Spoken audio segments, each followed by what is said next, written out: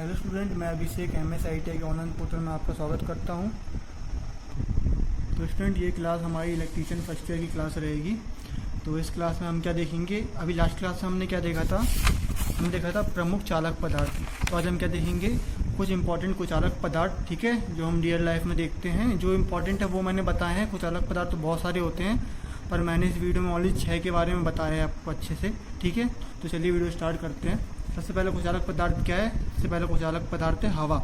कौन सी हवा? शुष्क हवा, ड्राई हवा। ड्राई हवा मतलब सूखी हवा जो गर्मियों के टाइम चलती है, और जो ठंडी और बरसात में जो हवा चलती है उमस वाली, वो कौन सी कहलाती है? वो शुष्क हवा नहीं कहलाती, ठीक है, वो नमीयुक्त हवा कहलाती है। तो अपन किसकी बात कर रहे हैं? शुष्क हवा की, मतलब सूखी हवा की, जिसमें क्या नमी का परसेंटेज बहुत कम हो, आर्द्रता की मात्रा क्या हो, बहुत कम हो, ठीक है। तो पहला पॉइंट क्या लिखा हुआ है? लिखा है यह सबसे अच्छा कुचालक पदार्थ है, ठीक है। दूसरा लिखा हुआ है ओवरहेड लाइन में जो तार प्रयोग किए जाते हैं उनके बीच हवा कुचालक का काम करती है, ठीक है। आपने देखा होगा ओवरहेड जो लाइन होते हैं 11 kV का, 11 किलोवोल्ट की जो लाइन होती है, ऊपर सबसे ऊपर 3 जो तार जाती हैं खंभे में सबसे ऊपर, वो क्या होती है? वो नंगी तार होती है, नग्न तार होती है। उसके ऊपर कोई इंसुलेशन नहीं होता, ठीक है। वो स्टील की तार होती है, ACSR कंडक्टर बोलते हैं उसको मेनली। तो उस तार के ऊपर कोई इंसुलेशन तो होता नहीं है, ठीक है, पर उसके बीच क्या होती है? हवा होती है। तो हवा क्या करती है? इंसुलेशन का काम करती है। इसलिए बोला है शुष्क हवा क्या है? एक अच्छा इंसुलेशन है। कुचालक को क्या बोलते हैं? इंसुलेशन बोलते हैं, ठीक है। अगला चलते हैं। अगला क्या दिया हुआ है? अगला है आपका वल्केनाइज्ड रबड़, ठीक है। तो वल्केनाइज्ड रबड़ क्या होती है? वल्केनाइज्ड रबड़ वो रबड़ होती है जो अपन रबड़ तो देखो अपन को नेचुरली प्राप्त होती है, पेड़ पौधों से रबड़ प्राप्त होती है। उस रबड़ को जब हम क्या करते हैं सल्फर के साथ, उस रबड़ क्या करते हैं जब सल्फर के साथ और जिंक ऑक्साइड के साथ मिला के गर्म करते हैं, तब क्या होती है? तब ये वल्केनाइज्ड रबड़ बनती है, ठीक है। अब भैया वल्केनाइज्ड रबड़ में और साधारण रबड़ में क्या फर्क होता है? जो साधारण रबड़ होती है वो बहुत सॉफ्ट होती है, ठीक है, उसका ज़्यादा अपन यूज़ नहीं कर पाते हैं। उससे अच्छा बनाने के लिए, थोड़ा कठोर बनाने के लिए अपन क्या करते हैं, उसका अपन क्या करते हैं? वल्केनाइज्डीकरण करते हैं, ठीक है। उस वल्केनाइज्डीकरण से क्या होता है? वल्केनाइज्ड रबड़ बनता है, ठीक है। तो उस रबड़ का उपयोग क्या करते हैं? इस रबड़ जो रबड़ बनती है इसका उपयोग कहाँ करते हैं?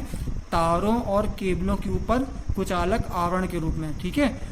जो पहले जो तार आती थी मार्केट में, जो केबल्स आती थी, उनके ऊपर जो इंसुलेशन लगाते थे वो किसका लगाते थे? वल्केनाइज्ड रबड़ का लगाते हैं, ठीक है। आज की डेट पे इसका यूज़ बहुत कम होता है, इसकी जगह अपन PVC यूज़ करते हैं। पर पहले क्या होता था? तारों और केबलों के ऊपर क्या करते थे अपन? वल्केनाइज्ड रबड़ का यूज़ करते थे, ठीक है। चलते हैं आगे। अगला क्या है अपना? अगला है PVC का फुल फॉर्म सबको पता होगा वैसे तो, पॉलीविनाइल क्लोराइड। कभी ना कभी सबने इसका नाम सुना होगा, ठीक है। PVC पाइप भी आती है मार्केट में। चलिए पढ़ते हैं इसको। यह एक अच्छा कुचालक पदार्थ है। आपको पता है जो अपनी तार मार्केट में इस समय आती हैं आज की डेट पे वर्तमान में, उसमें ऊपर कौन सा इंसुलेशन होता है? वो होता है PVC, ठीक है। और जो आपके पाइप आते हैं वो PVC पाइप भी आते हैं घर की फिटिंग वगैरह के लिए। अगला है यह वल्केनाइज्ड रबड़ की अपेक्षा अधिक टिकाऊ होती है, ठीक है। तो वल्केनाइज्ड रबड़ में ऊपर देखी जो पहले यूज़ की जाती थी, इसका यूज़ बहुत कम होता है। तो इस रबड़ से कुछ ड्रॉबैक थे, मतलब कोई नुकसान थे इससे। ये रबड़ चटक जाती थी, ठीक है, काफ़ी हार्ड थी, और पानी वगैरह पड़ने में ये जल्दी ख़राब हो जाती थी। पर PVC के साथ ऐसा कुछ नहीं है, इसलिए आज की डेट पर अपन PVC का यूज़ ज़्यादा करते हैं। लिखा हुआ है थर्ड पॉइंट, वर्तमान में रबड़ के स्थान पर PVC का उपयोग किया जाता है। मैंने आपको बताया कि आज की डेट में क्या PVC का उपयोग ही ज़्यादा किया जाता है, ठीक है।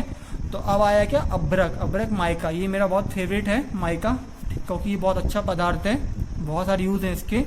आइए इसको देखते हैं। पहला पॉइंट क्या लिखा हुआ है? यह पारदर्शी, अग्नि और नमी से अप्रभावित, ठीक है। क्या है ये? अप्रभावित है, ठीक है, वो गलत लिख गया है धोखे से, रहने वाला पदार्थ है, ठीक है। ये क्या है? पारदर्शी है, अग्नि और नमी से अप्रभावित होने वाला पदार्थ है। मतलब ये पारदर्शी मतलब कैसा? आर पार दिखता है, इसके कांच जैसा पदार्थ होता है, और इसका आग का इस पर कोई प्रभाव नहीं पड़ता, ना ही नमी का कोई प्रभाव पड़ता है, ठीक है। और ये क्या मिलता है? ये अपने एनवायरनमेंट में नेचुरल मिलता है, ठीक है। ये कांच जैसा होता है, थोड़ा हार्ड होता है, और इसको अपन आसानी से तोड़ सकते हैं पर हाथ से। आग का इस पर कोई प्रभाव नहीं पड़ता, ना कि इस पर पानी का इस पर कोई प्रभाव पड़ता है, ठीक है। आगे देखते हैं अभ्रक। ही अपन ये अभ्रक में क्या सेकेंड पॉइंट दिया हुआ है? यह भारत में प्रचुर मात्रा में उपलब्ध है, ठीक है। ये भारत में आपको आसानी से मिल जाता है प्रचुर मात्रा में।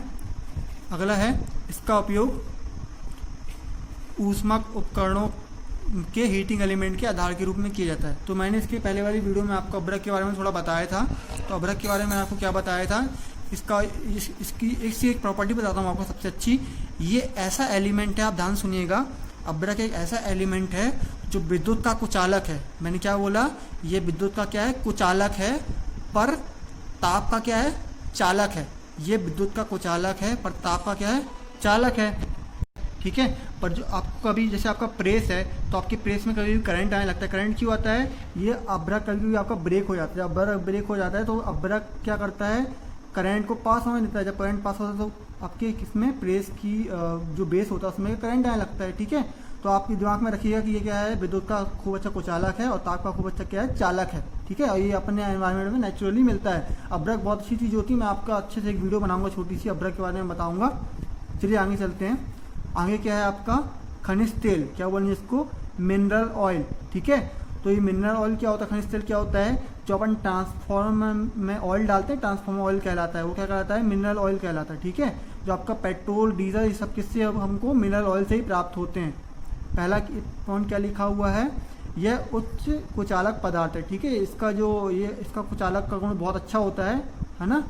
और सेकंड पॉइंट है, इन्हें पेट्रोलियम से प्राप्त किया जाता है। पेट्रोलियम क्या होते हैं, हम जमीन में खुदाई करते हैं, खुदाई के बाद क्या हमें पेट्रोलियम पदार्थ प्राप्त होते हैं। उस पेट्रोलियम पदार्थ का हम क्या करते हैं, प्रवाही आशवन करते हैं। आपने कभी पढ़ा होगा 10th क्लास में पेट्रोलियम का प्रवाही आशवन, खनिज तेल का। तो प्रवाही आशवन करने के बाद पे अलग अलग टेम्परेचर पर अलग अलग चीज़ मिलती है। हमें कभी पेट्रोल मिलेगा किस टेम्परेचर में क्या मिलेगा, डीजल मिलेगा।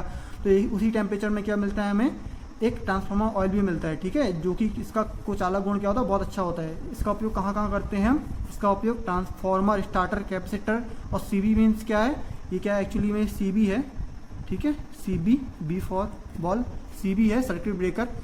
तो इसका उपयोग कहाँ, ट्रांसफॉर्मर में किया जाता है, ऑयल भरने के लिए। स्टार्टर में किया जाता है, स्टार्टर में भी कुछ स्टार्टर में ऑयल भरना पड़ता है तो वहाँ किया जाता है कि ऑयल फील्ड कैपेसिटर आते हैं तो वहाँ ऑयल का यूज़ किया जाता है। सीबी सर्किट ब्रेकर होता है तो वहाँ भी क्या इसका उपयोग किया जाता है, खनिज तेल का। चलिए आगे चलते हैं। ये अपना लास्ट है आज का, ये क्या है आपका, फोर्थ लीन, ठीक है। फोर्थ लीन क्या होता है, इसको अपन नॉर्मली क्या जानते हैं, चीनी मिट्टी के नाम से। चीनी मिट्टी जो आप मिट्टी कप वगैरह आते हैं, है ना, तो क्या चीनी मिट्टी के होते हैं, ठीक है। ये इसको अपन लैंग्वेज में क्या बोलते हैं, अपनी लैंग्वेज में चीनी मिट्टी बोलते हैं। फोर्थ लीन चीनी मिट्टी सेम है, ठीक है। पहला पॉइंट क्या लिखा हुआ है, यह एक विशेष प्रकार की मिट्टी होती है। मैंने आपको बताया एक मिट्टी है, ठीक है। इस मिट्टी के क्या करेंगे, इस मिट्टी को किसी विशेष आकार में ढालकर, सुखाकर और आग में पकाकर, ठीक है, क्या बनाएंगे, इंसुलेशन बनाएंगे, ठीक है। तो ये इसका उपयोग कहाँ करते हैं, आपने देखा होगा, आपने ध्यान दिया होगा, खंबे के ऊपर जो लाइन जाती है ना, जो 11 kV की लाइन जाती है, जो 440 वोल्ट की लाइन जाती है, इस लाइन के नीचे ब्राउन कलर के गोल गोल क्या इंसुलेटर लगे होते हैं, ठीक है। ब्राउन कलर के इंसुलेटर लगे होते हैं। वो इंसुलेटर किसके होते हैं, वो इंसुलेटर फोर्थ लीन के ही होते हैं।